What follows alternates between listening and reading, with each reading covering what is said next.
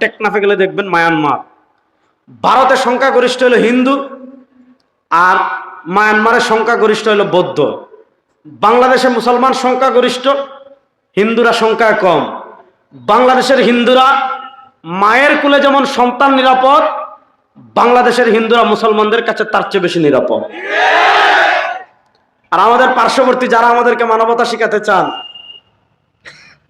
যারা আমাদেরকে সম্প্রীতি শিখাতে চান, যারা আমাদেরকে শান্তির ফেরি করে বেড়ান, আমি গত বছর ঢাকায় আমার বক্তৃতায় বলেছিলাম, পৃথিবীতে আমেরিকা, ভারত, রাশিয়া যারা শান্তির ফেরি করে বেড়ায়, এরাই পৃথিবীর মোস্ট ওয়ান্টেড টেররিস্ট, এরাই পৃথিবীর সবচেয়ে বড় সন্ত্রাসী রাষ্ট্র। তারা নিজেদের স্বার্থের জন্য আফগানিস্তানে বোমা মেরেছিল, তারা নিজেদের স্বার্থের জন্য ইরাককে তামাতামা করে দিয়েছিল, তারা নিজেদের স্বার্থের জন্য কিছুদিন আগে ভেনেজুয়েলার প্রেসিডেন্টকে ধরে নিয়ে গিয়েছে।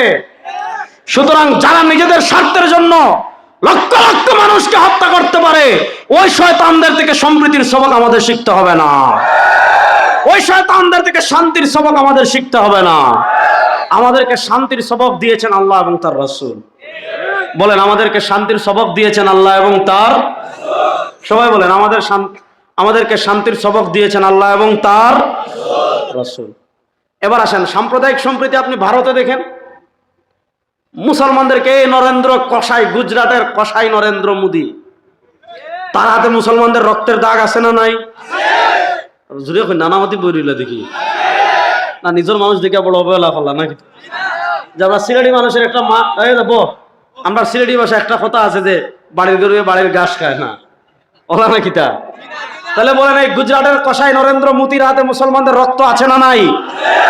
আপনারা দেখেছেন গুজরাটে মুসলমানদেরকে অন্যায়ভাবে হত্যা করা হয়, কাশ্মীরে মুসলমানদেরকে হত্যা করা হয়, আসামে মুসলমানদেরকে হত্যা করা হয়, মাদ্রাজে মুসলমানদেরকে হত্যা করা হয়, চেন্নাইয়ে মুসলমানদেরকে হত্যা করা হয়, পাঞ্জাবে মুসলমানদেরকে হত্যা করা হয়, দিল্লিতে মুসলমানদেরকে হত্যা করা হয়।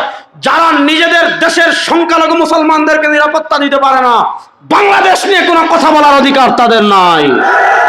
এই বাংলাদেশ 92% মুসলমানের দেশ। আগামীর বাংলাদেশ কেমনে চলবে, বাংলাদেশের মুসলমান নির্ধারণ করবে। ভারতের আঙ্গুলের ইশারায় দিল্লির আধিপত্যের এই বাংলাদেশ আর চলবে না। আমরা না খেয়ে থাকবো, দিল্লির দালালি বাংলাদেশে বরদাস্ত করবো না। আমরা পুরাতন পোশাক পরে থাকবো, ভারতের ছায়া বাংলাদেশে আর দেখতে চাই না। দিল্লির আধিপত্যবাদকে পরাজিত করার জন্য প্রস্তুত আছেন তো সবাই? এই বাংলাদেশে ভারত যদি এক উসমান হাদিকে শহীদ করে, দিল্লির আধিপত্যবাদকে পরাজিত করার জন্য ঘরে ঘরে লক্ষ উসমান হাদি তৈরি হয়ে যাবে।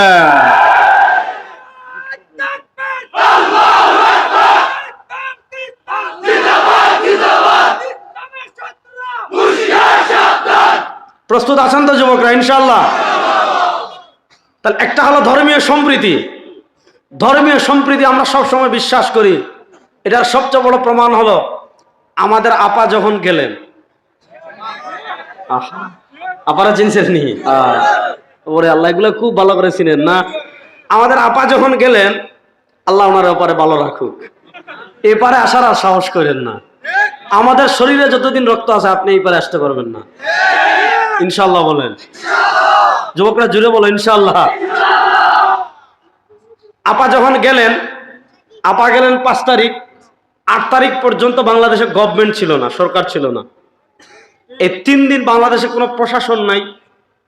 তখন বাংলাদেশের মুসলমানরা দেখেছে যে যে কেউ মন্দিরে আক্রমণ করে বাংলাদেশের সাম্প্রদায়িক দাঙ্গা লাগাই দিতে পারে। পৃথিবীর সাক্ষী, বাংলাদেশের মুসলমানরা মন্দির পাহারা দিয়েছে। সুতরাং সাম্প্রদায়িক সম্প্রীতি কেমনে রক্ষা করতে হবে, আমরা ভারতকে বলবো নিজের দেশ নিজের ঘরের মুসলমানদেরকে রক্ষা করেন। বাংলাদেশ নিয়ে টেনশন করার কোনো দরকার আপনাদের নাই। আর বাংলাদেশ নিয়ে টেনশন করলে আগের বাংলাদেশ নাই। যে আপনারা যেভাবে বলবেন যে আপনারা জামাই আর বাংলাদেশ বউ, আর আপনারা যেভাবে বলবেন বাংলাদেশ ওইভাবে চলবে, আগের দিন বাগে খেয়ে ফেলেছে। বাংলাদেশ এমন একটা প্রজন্ম তৈরি হয়েছে যারা পেটে পাথর বাঁধবে, তারপর ভারতের আধিপত্যবাদ মানবে না। ইনশাআল্লাহ বলেন। একটা হলো ধর্মীয় সম্প্রীতি, এটা আমরা সবচেয়ে বেশি রক্ষা করি। কিন্তু ধর্মীয় সম্প্রীতির অর্থ এই নয় যে আপনি হিন্দুদের পূজায় চলে যাবেন। ধর্মীয় সম্প্রীতির অর্থ এই নয় যে আপনি পূজা মণ্ডপে গিয়ে শুভেচ্ছা জানাবেন। ধর্মীয় সম্প্রীতির অর্থ এই নয় যে আপনি ক্রিসমাস ডে, খ্রিস্টানদের বড়দিনের শুভেচ্ছা জানাবেন। একটা হলো ধর্মীয় সম্প্রীতি, এটা আমরা রক্ষা করি, কিন্তু আপনাকে এটা মাথায় রাখতে হবে, পৃথিবীতে সত্য ধর্ম, গ্রহণযোগ্য ধর্ম, পরকাল থেকে নাজাতের মুক্তির ধর্ম অনলি ওয়ান, একমাত্র ইসলাম। বলেন একমাত্র, জোরে বলেন না একমাত্র।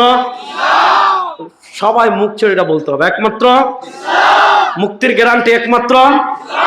আবার বলেন না, মুক্তির গ্যারান্টি একমাত্র ইসলাম ছাড়া কেউ যদি ইহুদি বাদ দিয়ে, খ্রিস্ট বাদ দিয়ে, হিন্দুত্ব বাদ দিয়ে, হ্যাঁ, সেকুলারিজম দিয়ে, সোশ্যালিজম দিয়ে, ডেমোক্রেসি দিয়ে, ন্যাশনালিজম দিয়ে, ইসলাম ব্যতীত ইহুদিবাদ, খ্রিস্টবাদ, হিন্দুত্ববাদ, ন্যাশনালিজম, সেকুলারিজম, ডেমোক্রেসি, সোশ্যালিজম, যত তন্ত্রমন্ত্র আছে, ইসলামের বিপরীত কেউ যদি ইহুদিবাদকে গ্রহণ করে, ইসলামের বিপরীত কেউ যদি খ্রিস্টবাদকে গ্রহণ করে, ইসলামের বিপরীত কেউ যদি হিন্দুত্ববাদকে গ্রহণ করে, ইসলামের বিপরীত কেউ যদি ডেমোক্রেসিকে গ্রহণ করে, ইসলামের বিপরীত কেউ যদি সেকুলারিজমকে গ্রহণ করে, ইসলামের বিপরীত কেউ যদি সোশ্যালিজমকে গ্রহণ করে, ফালা ইউকবালা মিনহু, আল্লাহ বলেন কোশ্চিন কালও গ্রহণ করা হবে না। আল্লাহ বলেন ইন্নাদ দীন ইনদাল্লাহিল ইসলাম, আল্লাহ তাআলার নিকট একমাত্র মনোনীত ধর্মের নাম ইসলাম। ইসলাম আসার পর আর কোন ধর্ম, আর কোন তন্ত্র মন্ত্র গ্রহণ করে, কবুল করে পরকালে কেউ মুক্তি লাভ করতে পারবে না। আপনাকে বিশ্বাস রাখতে হবে, আপনাকে এই আকীদা রাখতে হবে, আপনাকে এই বিশ্বাস ধারণ করতে হবে, পরকালে মুক্তির গ্যারান্টি একমাত্র ইসলাম। বলেন পরকালে মুক্তির গ্যারান্টি একমাত্র, সবাই বলেন, সবাই বলেন, পরকালে মুক্তির গ্যারান্টি একমাত্র। বড় রাত ভাত খাইছেন না তো আমি বুঝি, আর তারপরে একটু জোরে হক্কা, পরকালে মুক্তির গ্যারান্টি একমাত্র। তাহলে ইসলামকে ধারণ করতে প্রস্তুত আছি তো সবাই ইনশাআল্লাহ। এবার আসেন ইসলামের বিপরীত, ইসলামকে খাটো করার জন্য, ইসলামকে দুর্বল করার জন্য ইসলামের শত্রুরা বুদ্ধিবৃত্তিক ভাবে যে কয়েকটা বিষয় আমাদের ভিতরে ছড়িয়ে দিয়েছে, তার ভিতরে একটা মারাত্মক বিষ হলো সেকুলারিজম। সেকুলারিজম কি আমি একটু ব্যাখ্যা করি, আপনারা বিরক্ত হচ্ছেন না তো?